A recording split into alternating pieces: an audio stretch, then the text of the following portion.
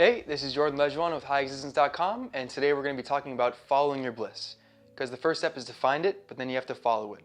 After the last video about finding it, I had a lot of people emailing me asking, okay, but what now?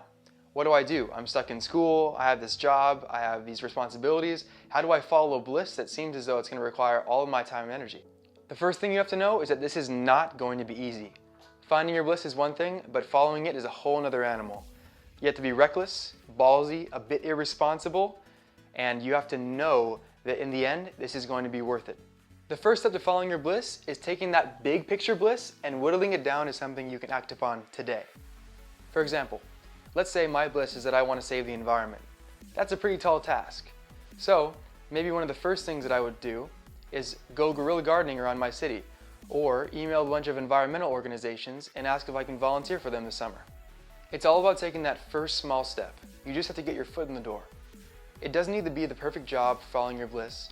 It doesn't need to be the ultimate expression of it. It just needs to be a first step towards doing it. Because once you make that first step, it's a lot easier to make the second and the third.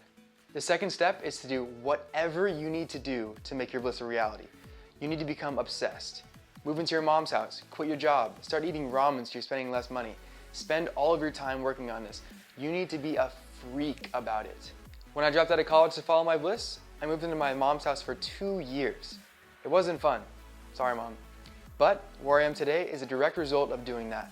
I did what needed to be done. Instead of partying back at college, I was at home, working on my laptop, learning HTML and CSS online, reading other books about how to follow your bliss. It was obsessive for me, and it paid off. The third step is to keep going, because this is not going to be easy, and it's certainly not going to be instant.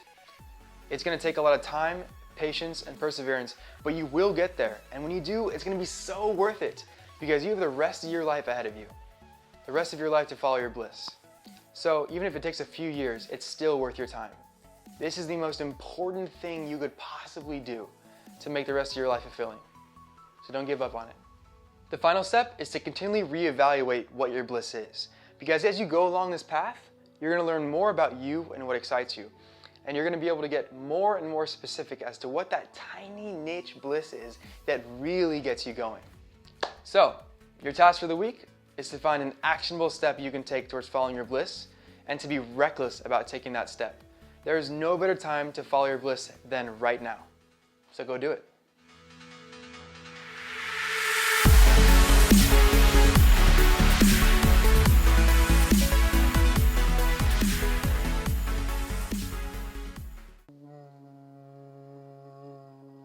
I'm in space right now.